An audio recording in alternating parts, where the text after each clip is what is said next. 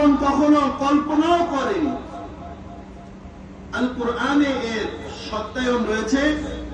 কেউ জানে না তাদের জন্য নরম প্রীতিকর কি লুকিয়ে রাখা হয়েছে, তাদের কৃতকর্মের পুরস্কার রূপে। বলুন সুবহানাল্লাহ। প্রিয় বন্ধুগণ, আল্লাহ পাক রব্বুল আলামিন যে আমাদের জন্য কত নাজ নিয়ামত জান্নাতের ভেতরে লুকিয়ে রেখেছেন, তা কোনো চোখ কখনো দেখেনি, কোনো কান কখনো শুনেনি, কখনো অন্তর সেটা কল্পনাও করেনি। এত নাজ নিয়ামত আল্লাহ সুবহানাহু ওয়া তাআলা যারা মুসলমান, যারা ইসলাম কবুল করেছে, যারা 5 ওয়াক্ত সালাত আদায় করে, যারা আল্লাহর নিবেদিত বান্দা, যারা আল্লাহর পথে শাহাদাত বরণ করে, যারা ইসলামকে নিয়ে নিজের জীবনে ইসলামের মহাব্বত, কোরআনের মহাব্বত, আল্লাহ রসুলের মহাব্বত লালন করে, ওই সমস্ত ব্যক্তিদের জন্য আল্লাহ সুবহানাহু ওয়া তাআলা জান্নাত প্রস্তুত করে রেখেছেন। আমরা সবাই জান্নাতে যেতে রাজি আছি তো ইনশাআল্লাহ? ইনশাআল্লাহ। আল্লাহ সুবহানাহু ওয়া তাআলা পরকালে আমাদের সবাইকে জান্নাতে যাওয়ার তৌফিক দান করুন। সম্মানিত উপস্থিতি, আল্লাহ পাক রব্বুল আলামিন পবিত্র কালামের মধ্যে ইরশাদ করেন, কুল্লু নাফসিন যায়িকাতুল মাউত ওয়া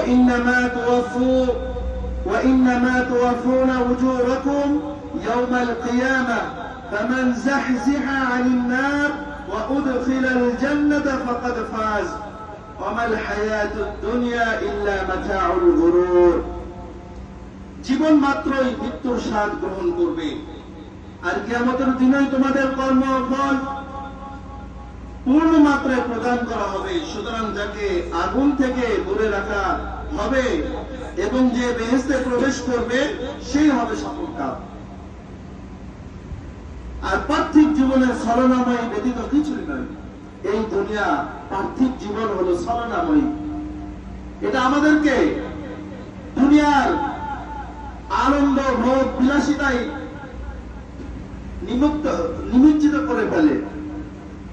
এই দুনিয়ার ভোগ বিলাসিতায় নিমজ্জিত হয়ে আমরা আমাদের পরকালকে নষ্ট করা যাবে না।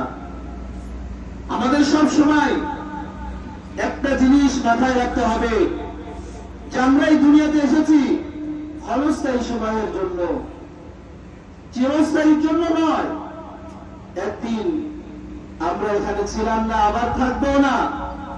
এখানে আমরা মুসাফির স্বরূপ এসেছি, আমাদের পরকালে আবার ফিরে যেতে হবে। সুতরাং পরকালে কিভাবে সফলতা অর্জন করা যায়, পরকালে কিভাবে আমাদের জীবন সুন্দর হবে, সফল কাম হবে, এই জন্য সবসময় আমাদের স্মরণ রাখতে হবে।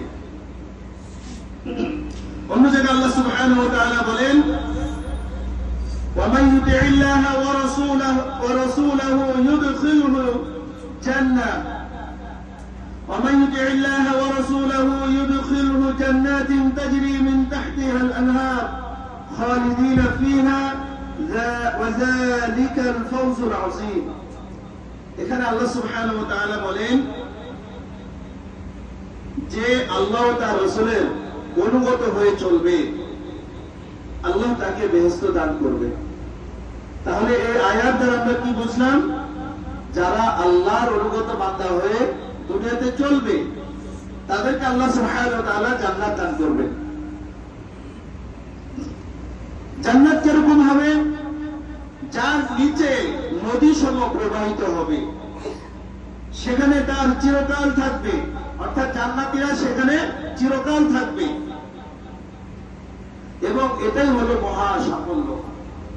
প্রিয় বন্ধুগণ, এই জন্য আমাদের সকলকে চেষ্টা করতে হবে আমরা যাতে জান্নাতে যেতে